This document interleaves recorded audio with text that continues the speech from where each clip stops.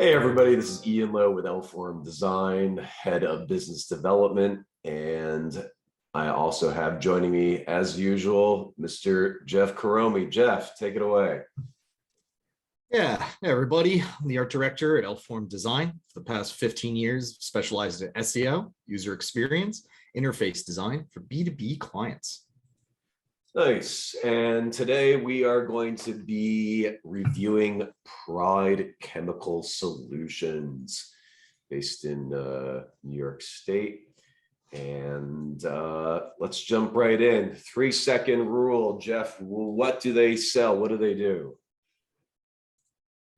Looks like Pride Chemical Solutions, the authorized dealer of the world's largest and most prodigious chemical and solvent producers. I do like how they have that right as the first line. So I have it up here too. Yeah, absolutely. I mean, it takes a second, especially since the slideshow moves a little quickly on this website.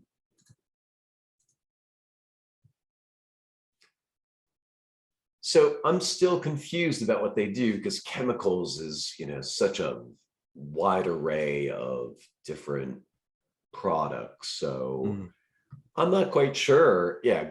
Okay. I understand that they're selling chemicals. That makes perfect sense to me. And they're selling it, below here, they did mention that they are, they're selling to Dow, ExxonMobil, Procter and Gamble. But again, what are they exactly selling? So as we scroll down the page, you're starting to understand the industries that they service, right? Or the type, maybe the types of chemicals that they offer. So I think from a 3-second rule, I'm not quite sure, if you're an existing client, right away what they're selling because you're familiar with their product line. From a new user standpoint, I think it fails the 3-second rule. What's your 2 cents? Yeah, I think you're right here because, like you correctly pointed out, selling chemicals is a pretty broad category. You can sell to manufacturers, you can sell to other, chemical oil in, food. There's a lot of chemicals that are needed in food processing, or basically everything that we take for granted in day to day. So making sure that you have that information, or at least quickly and above towards the top of your website, is pretty crucial. Agreed. Okay. So then let's talk about this slideshow, since you mentioned it's shooting by. It's the same messaging for the sub headline, right? Pride Chemical Solutions, representing the world's largest and most prestigious chemical and solvent producers. But we see it flash across, our faces, and I find it to be almost, well, it was doing it. Let me do a refresh on the website. See if it loads up the slideshow again. I found it to be distracting and not helpful. There it goes. Thoughts? Yeah, I mean, we generally avoid slideshows. You can see here, I'm kind of giving it a quick head count. You have maybe 6-7 seconds to read the content on here. And it just moves. I mean, slideshows are a problem for multiple reasons. First is that users generally don't interact with them. They can actually go blind from them. We've mentioned this in a few past videos. As soon as you introduce motion that the user has not initiated, they immediately start paying attention or trying to get away from it. It's the idea that we've been trained to avoid advertising on the web at all costs with its flash and its movement. And the other thing is, it does slow down your website. You do need to have JavaScript and other items loaded on here, sometimes different repositories and libraries, just to get something like this moving. And that slows your website down. So knowing that people don't use slideshows, that they just find them distracting, like you had mentioned, and that they slow your website down, there's not a lot of benefits for slideshows unless there are maybe interior people in the company who really want area in that hero image. It's mostly a vanity item in most instances. Right. I mean, The other item that I find a little concerning is that they put the locations and the contact us right below the hero or slideshow area. I mean, this is usually, these items are usually put in the footer or in the header at the top of the website, bottom of the website. And then here they have a little brief description of the clients that they work with, like I mentioned before, but they're also talking about it's a family run business since 1970. That's great. But ultimately, what do potential clients care about? They care about how can you help them. They don't really care about you and your product offerings. Can you solve a problem? So ultimately, I think they're doing themselves a big disservice here. I almost would take these items, right? These groups, these verticals that they're highlighting, and I'd put them, I put them up top with some key messaging.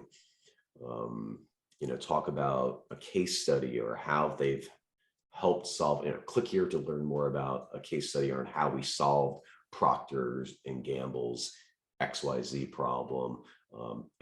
They are mentioning these clients, so I'm assuming, again, it's a broad assumption that they're allowed to also write about how they're helping solve problems for these clients. So, additional thoughts on that? Yeah, absolutely. I mean, the hero area, you don't want to clutter it with too much. You do want kind of an overall message, to give an impression of what do you do, why are you a little bit different in a very quick way. But you're right. I mean, this information text below, that can go a little further down the page. I mean, if you are comfortable enough to list some of these large companies, Procter and Gamble, ExxonMobil, Dow are huge companies. This is much better placed in a logo field further down the page as well, so someone can just scan. These are extremely recognizable logos that any even layperson off the street would immediately be able to identify. So there is some kind of way they're handling the hierarchy of content that could definitely be improved here. Yeah, absolutely. I mean, Jeff, you always talk about psychological marketing. Essentially, you want to state a claim, right? They could say they're the best family-owned chemical distributor or manufacturer in the nation, but then they want to solidify their claims by highlighting logos or the clients that they're dealing with. And they're kind of doing that here, but in a very just a novice way almost. I feel like they could definitely take it to the next level. Yeah, absolutely. And it kind of moves into kind of the branding and overall feel of the website. The layout, some of the things that are being done here does have kind of an older feel, and people are very savvy to that. We use the internet in some cases more than we use TV anymore, right? You're on it all day for research. You're on it all day for work. You're shopping on your couch. You know what a good website looks like. And this Absolutely. just does look dated. This looks very much that kind of early 2000s, maybe even a bit longer than that. And, there's just some key indications, the navigation up top, which is small. I actually didn't notice it at first. Kind of this 2-column layout with the sidebar.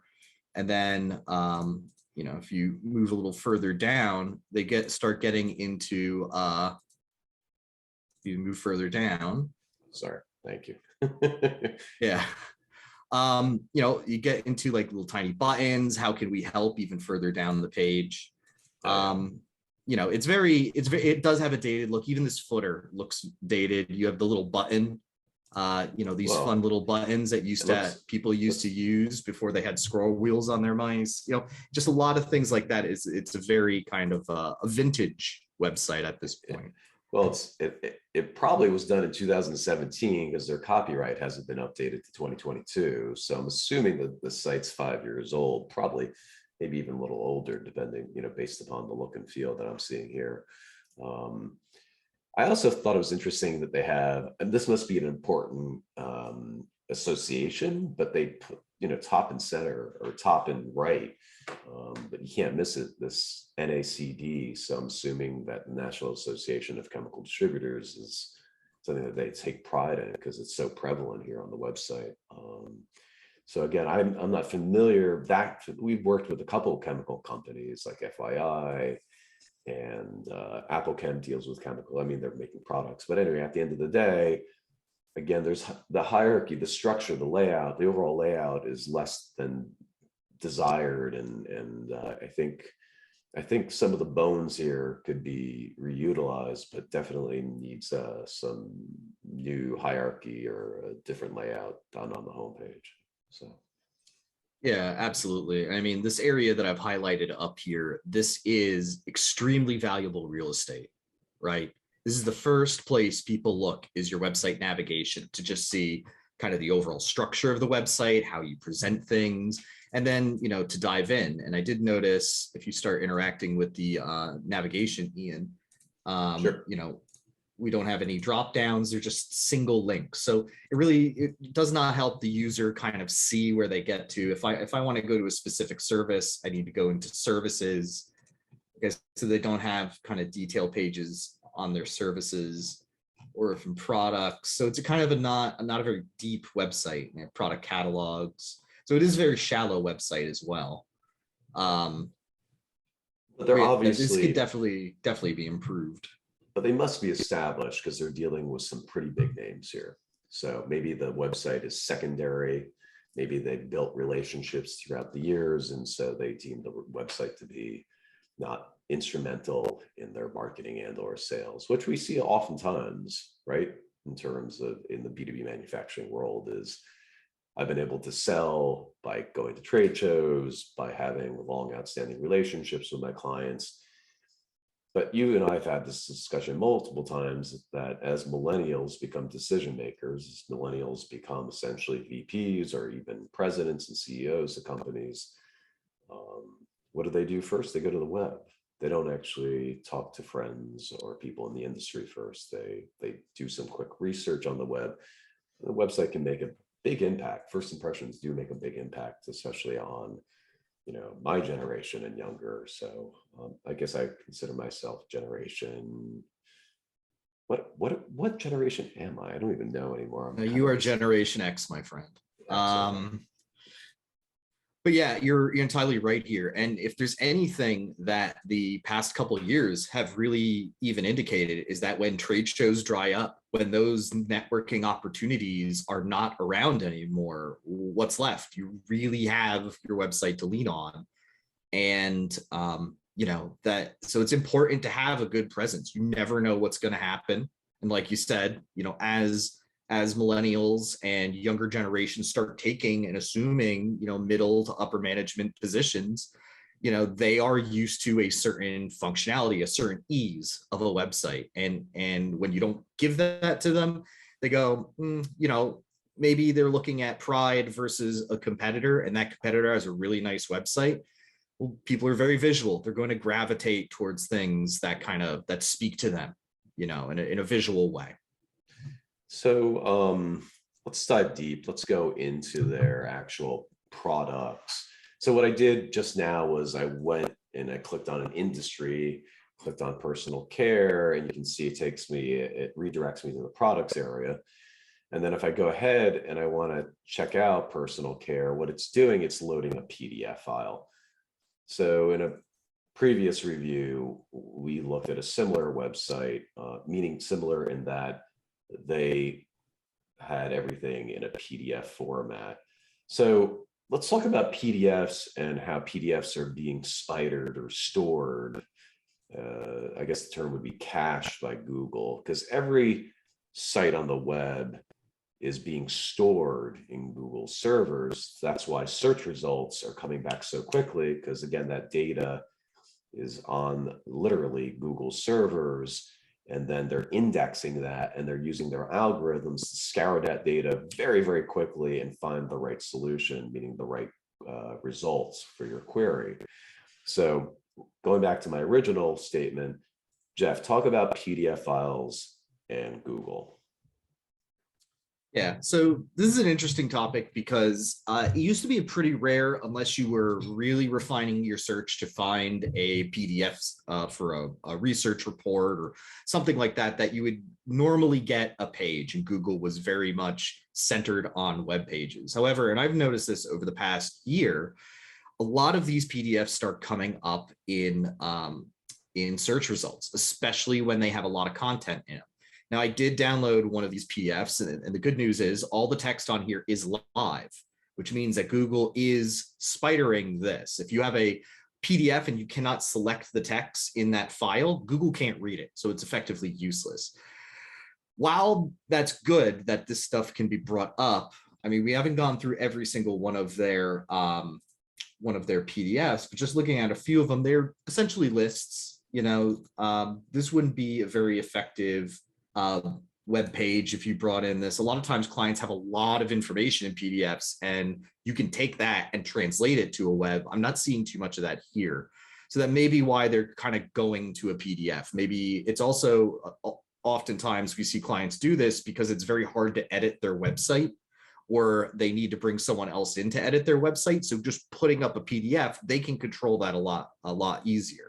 I don't know if this website has kind of a CMS system that is flexible enough to handle that, but that's often kind of why you see this kind of stuff happening. It looks like we've gone over to a mobile view here as well. Yeah, that I'm not quite sure why that happened. Maybe I zoomed in too much. Hold on. Let me zoom out. All right. Yeah, let's try going back into products. Let's try clicking back on personal care. Let me hit back and see what happens. Okay, we're back to the we're got a good ratio here. Yeah, so ultimately, you're right. They probably don't have a content management system. At least that's my guess. It's probably fairly difficult for them to update the site. Thus, they're updating the PDF files instead. The problem, I think one of the biggest problems that I'm not seeing here is pricing. Now, their pricing might change on a daily basis, but that means they should probably do an integration with their accounting software, or maybe they use warehouse inventory management software, better known as ERP software. So that's when, ultimately, why are people going to the website? They want to see what you offer and your price, right? They also want to understand how you're better, what separates you from the competition. And I think ultimately they're failing on multiple levels when it comes to that, because again, I want to get in, I want to get out, I want to move on with my day. I'm looking for maybe, a laundry list of products, not just by industry, right? Because users we're spoiled by Amazon and other e-commerce sites. We can filter results based on price, low to high, high to low. We can filter results based on category, right? We can't do any of that with this site. Again, maybe they're building relationships, and it's more about the relationships than the price, or maybe but I find that hard to believe. I mean, again, they're dealing in the chemical industry, which is very much a commodity, unfortunately. And they're probably fighting against other smaller mid-market manufacturers. I always say, provide the path of least resistance for online users. Make it easy for them to find the information they need, sort through the information, decipher it. And then if they want to start a conversation, make it even easier for them to, click here to call now, click here to submit a PO, and they'll be sure to contact you. Again, they're not making it easy. So do you want to add anything else, Jeff? No, I think you kind of hit on it. You do want this information on the website. I mean, kind of branching off from what we were discussing with PDFs, because this is all related. I noticed that when you click on it, it brings up like kind of in the browser, right? When I click on a PDF, it downloads it to the desktop. That's how I prefer to have PDFs. So you can't predict. And if you download something to the desktop, you're immediately taking your user away from your website, away from any areas to get information to contact you. And they're putting all their focus into Adobe Acrobat instead. So making it easy, and a lot of this information would be pretty easy to list. as kind of an update, I did check on Detect CMS, and they do not seem to have a content management system, at least one that can be found. So that's probably why they're doing this. It's a lot easier to kind of do it this way. But if you did have a content management system, whether that's WordPress, something based off Laravel, or some of the hundreds of content management systems out there, this could all be easily edited as easy as it is to update a Facebook profile. And it would give you better SEO results, and it would give you more ability to kind of change things. I mean, even on the slideshow here, none of this text is live text, so Google can't read it. You generally would want that text to be live, so Google can spider it.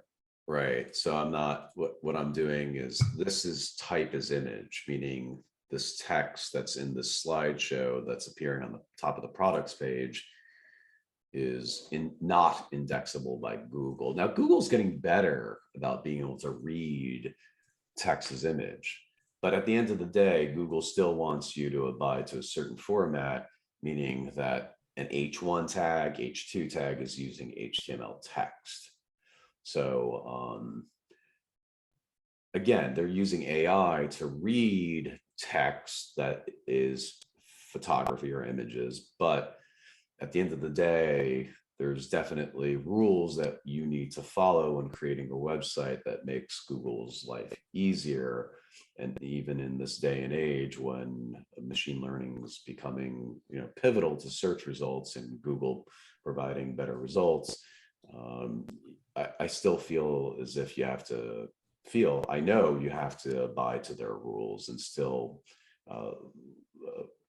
code a website so it is very easily indexed by Google. So yeah, it's actually very important. I remember I was watching a video on Google search dominance, and they had the CEO of Yelp. Yelp and Google had, kind of a rough patch where Yelp didn't want them scraping certain types of data. But, they asked the CEO, why is Google so important? And he said, if you don't show up on the first page, do you even have a business? And that's a really great point. If we are all focused and 95% of traffic is focused directly at Google, right? If you can't be found on Google, you can't be found on the internet. And that's because that's how people find things these days. Absolutely right. Absolutely. All right, let's dive in a little bit deeper. Looks like they have 2 locations, one in New Jersey, yay, Jersey, and the other one obviously in Long Island, or is that Holtzville? No, Holtzville is, I think, upstate. So let's take a look. Let's click on the map, see if that works. Oh, it pulled up my Google Maps. How about that? So since I'm on a Mac, you can't see it right now, but they're in Long Island. So I'm quitting out of the app. That's so funny. I clicked on map and my default map.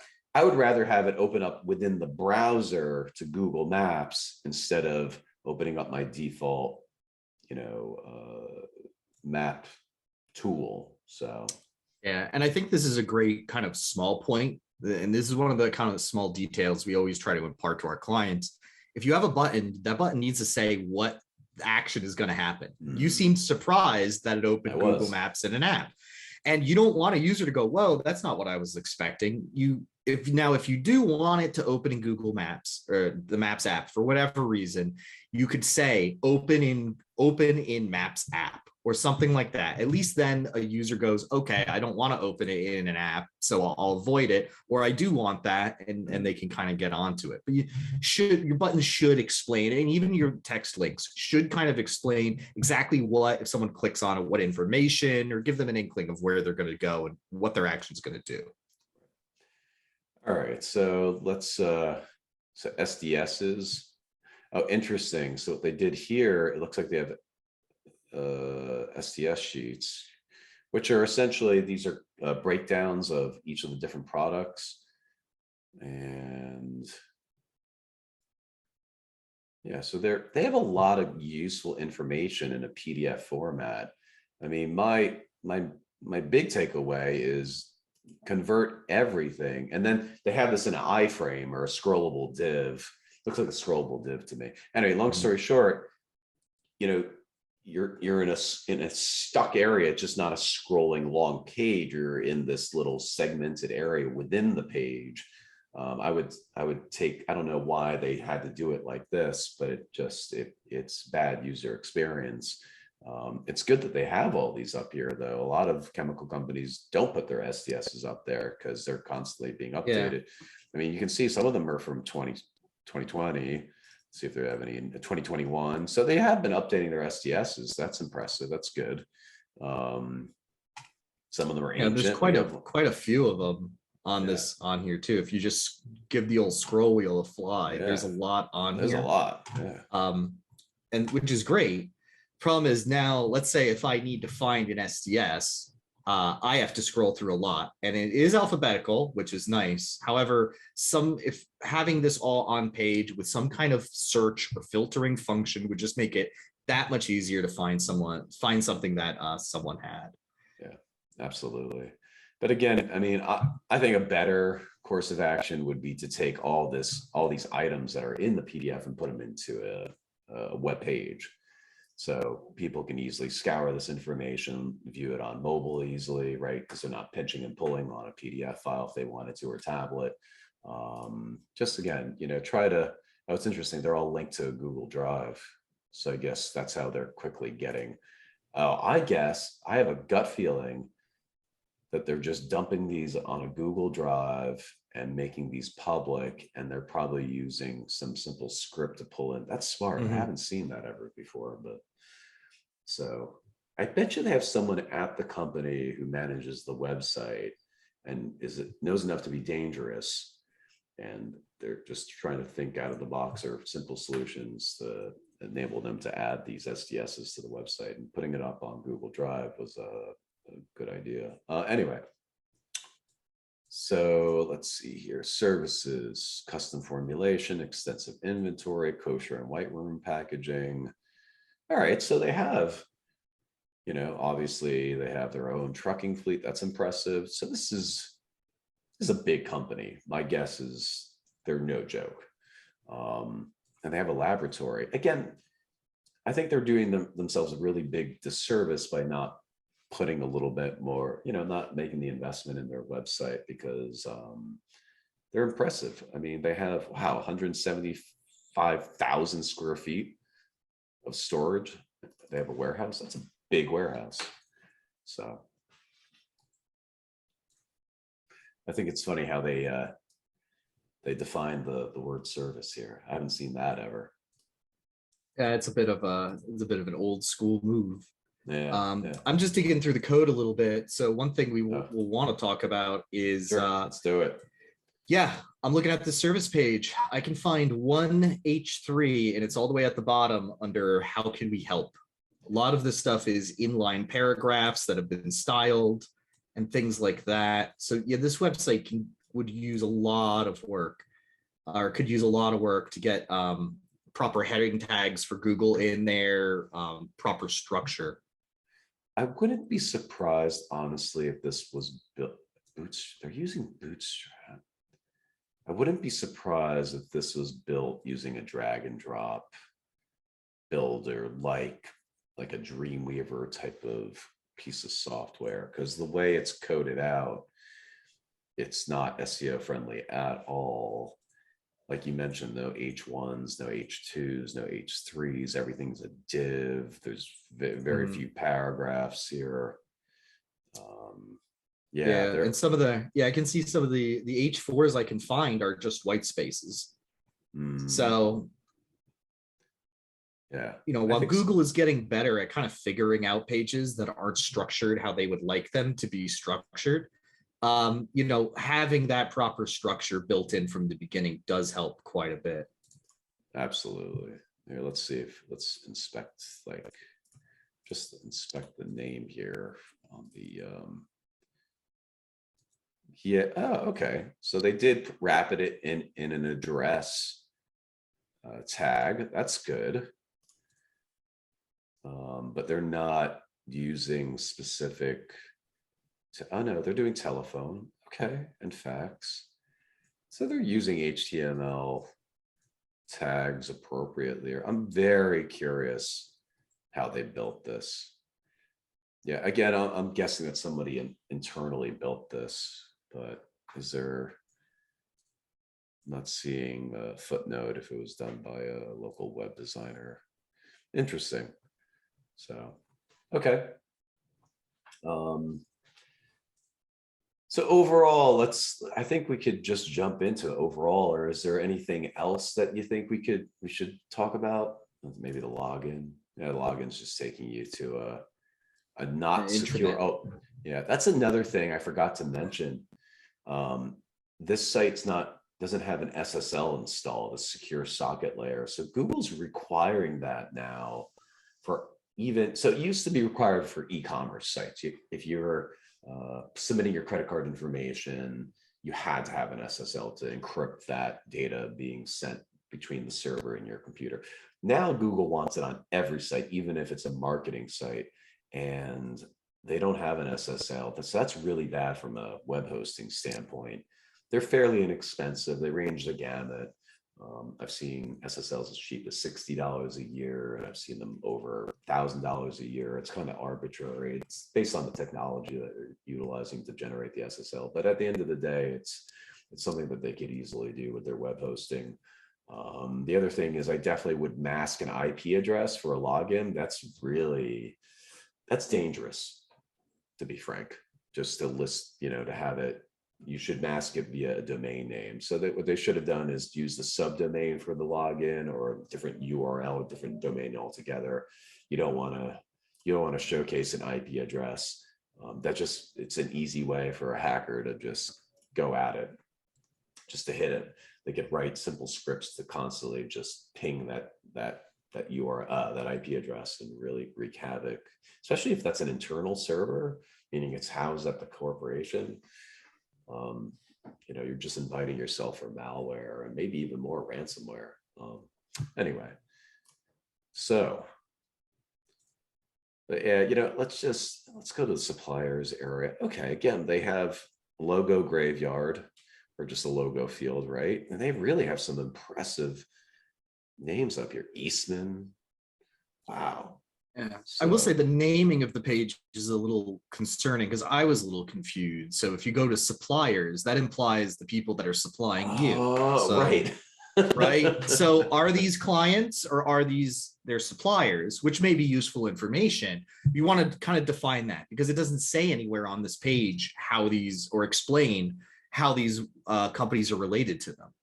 So that is kind of the very, very kind of basic thing. But if these are clients or people that they supply, this should say our clients. You want to be as clear with as few words as possible so that users know that kind of thing.